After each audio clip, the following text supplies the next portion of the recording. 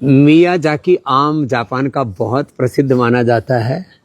ये वही मियाजाकी आम है। थोड़ी दिन पकने के बाद अब ये और ज़्यादा नीला होगा और फिर जाकर के पूरा लाल जैसा हो जाता है और इसको 2.5 लाख रुपए किलो तक बेचते हैं।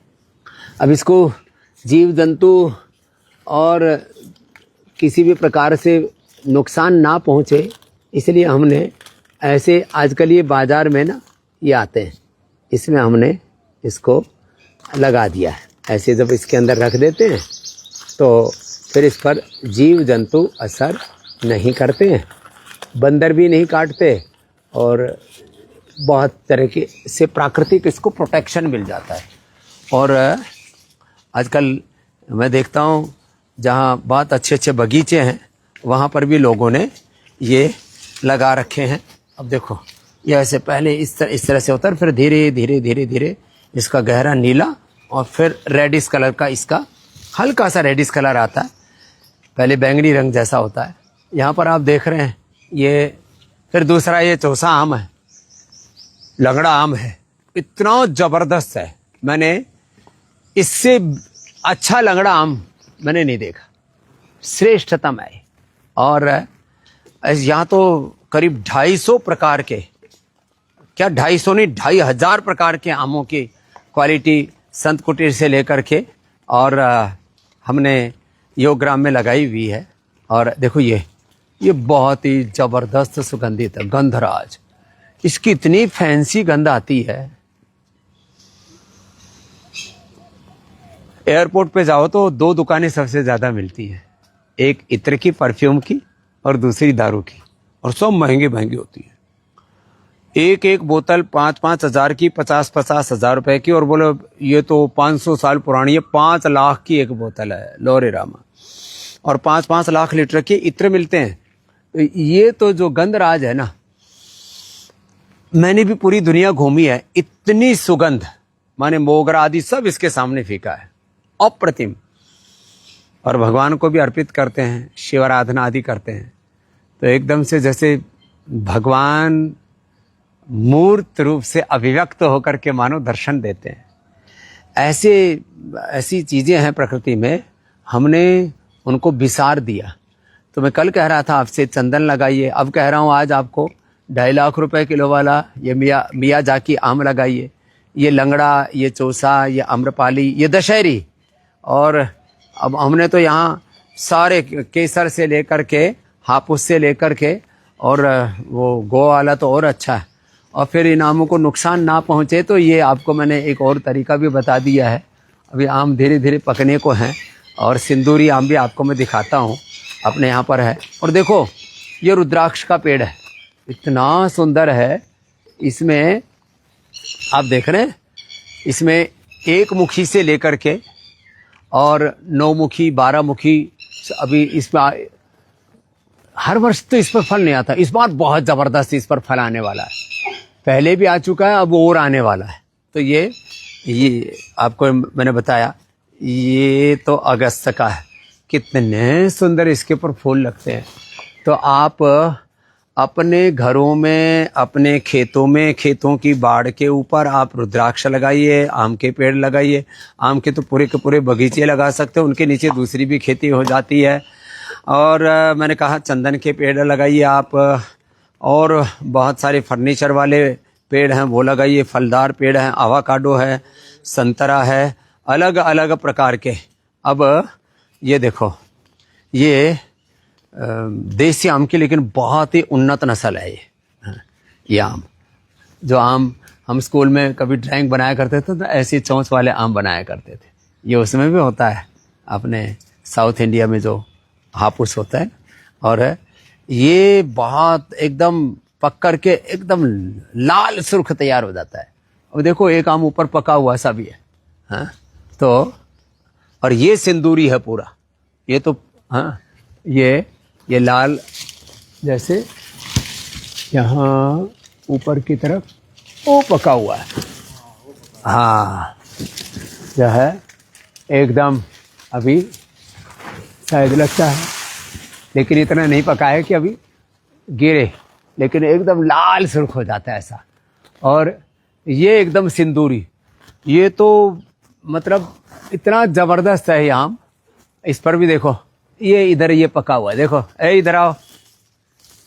हाँ देखो, एकदम सिंदूर कलर का ऊपर वो आम, एकदम फर्स्ट क्लास तैयार है। हाँ? तो माने इनके शोभा देखते ही बनती है, माने अप्रतिम रूप से। हाँ? तो ये चलो, आप सोच रहे होंगे दूर दूर से ही दिखा रहे हैं, लेकिन ये आम बहुत नाजुक भी है, लेकिन हमको चढ़ना भी आता है, इसलिए आपको एक आम तो आज तोड़ के दिखाई ही देते हैं। ये पक गया सच में, क्या गजब है साहब। अब मैंने इसको दबाया ना तो पता लगा सच में पक गया है। तो इनको पंछी नुकसान ना पहुंचाएं तो ले भाई। हाँ क्या बात है, हाँ? पंछी नुकसान ना पहुंचाएं इसलिए हमने इनको ये कवर पहना दिए। और आज आपको ये बताया है कि आप सामान्य खेती नहीं, वैज्ञानिक खेती करें। हॉर्टिकल्चर में, एग्रीकल्चर, उसमें फ्लोरिकल्चर, उसमें डेयरी, और उसमें अलग अलग प्रकार के पेड़। अब देखो यहाँ पर भी बहुत मीठा होता है ये इसको सीताफल शरीफा बोलते हैं ना। ये भी अभी शुरू ही हुआ है, लेकिन ये धीरे धीरे ऐसे बहुत अच्छा हो जाता है। तो ये भी एक कि भाई ये तो महाराष्ट्र में, दक्षिण भारत में होता है। अब सारे फल, यहाँ चीकू भी खूब अच्छा होता है। हमने तो इतना बढ़िया यहाँ पर, चलो आपको एक पूरी सैर करा देता हूँ। चीकू इतना ज़बरदस्त होता है यहाँ पर, कल्पना से परे। माने लोग ऐसा सोचते हैं चीकू तो गुजरात में और इधर बंगाल में और कर्नाटक में बहुत अच्छा होता है। अंगूर जो है महाराष्ट्र में और आंध्र प्रदेश, तेलंगाना में अच्छा होता है। ऐसा कुछ नहीं है। आपको ना अब इसकी इतनी अच्छी अच्छी इनकी नस्लें आ गई हैं, इतनी अच्छी अच्छी तकनीक आ गई है। 12 महीने सारी शाक सब्जियां जैसे उगाने लग गए हैं लोग, जो थोड़े उन्नत किसान हैं। तो मैं सबसे कहूँगा कि थोड़ा थोड़ा चीज़ों को समझो, पुराने ढर्रे पर मत चलो, और वैज्ञानिक दृष्टिकोण रखो, नॉलेज गेन करो। Science, technology, innovation, invention. यहाँ सब जीव जंतु, ये देखो यहाँ भी चीकू का पेड़ है। अनार खूब अच्छा होने लगा, पहले कंधार से मंगाते थे अनार, यहीं खूब बढ़िया अनार होने लग गया। ये अंजीर देखो कितना बढ़िया पेड़ है ये, इसके ऊपर अभी अंजीर लगे थे, अभी बड़ा ज़बरदस्त लदा पड़ा था। और ये देसी आम बड़ा ज़बरदस्त है, जिसके ऊपर ये कवर लगा रखे हैं ना, ये भी अप्रतिम आम है, इतना ज़बरदस्त है। जैसे मैंने आपको कल चंदन का बताया था, तो हमने ये चंदन का देखो यहाँ कितना ज़बरदस्त झाड़ है। ये एक एक पेड़ लाखों लाखों रुपए का हो जाता है। तो ऐसे बचपन में बच्चों के हाथों से 50-100 पेड़ ऐसे लगवा दीजिए। ये तो पूरा देखो कितना घनघोर सा जंगल यहाँ पर आपको देख रहे हैं ना। देखो ये चीकू के झाड़ हैं पूरे, और चीकू के पेड़ों के साथ साथ में यहाँ पुलम भी है। ओहो हो, इतने ज़बरदस्त अलग अलग। हाँ, और यहाँ तो टेम्परेचर, और नीचे फिर इसके अंदर देखो वो हल्दी और अदरक भी लगा देते हैं। वो हल्दी अदरक भी यहाँ पर साथ में लगी हुई है। तो मैं कह रहा था अनार से लेकर के, अंगूर से लेकर के पुलम तो इतनी लगी हुई है।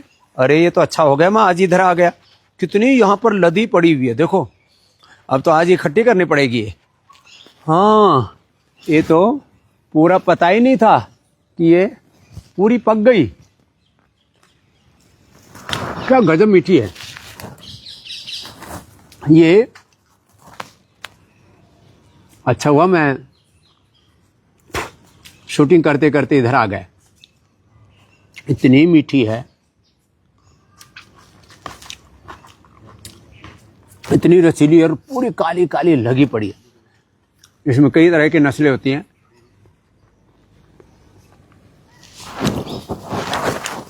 देखो यहाँ ऐसे लदी पड़ी है। आहा, ये तो हम शूटिंग के बहाने इधर आ गए, नहीं तो पता लगता कि ये तो नीचे पड़ पड़ करके ही सड़ गई। बहुत गजब की है ये। तो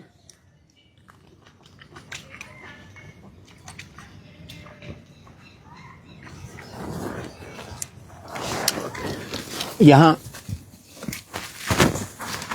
ये देखो अंजीर सब लगी हुई है अभी इसमें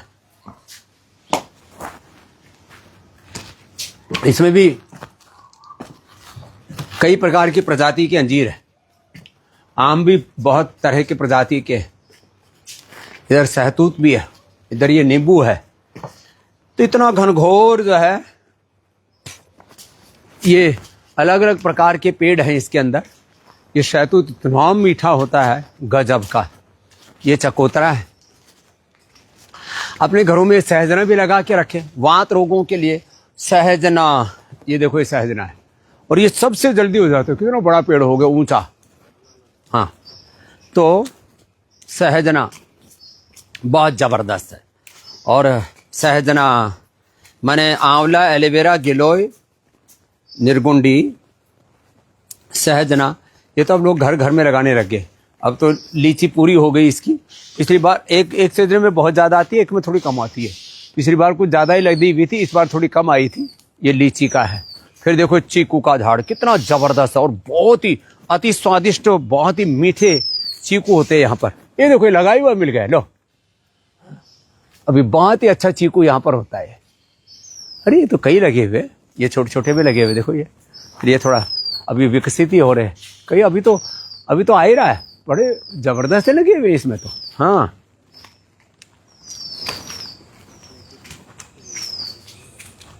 ये हरड़ है। देखो ये जो छोटे छोटे फल लग रहे हैं, कुछ बड़े भी हो गए बीच में। ये हरड़ है।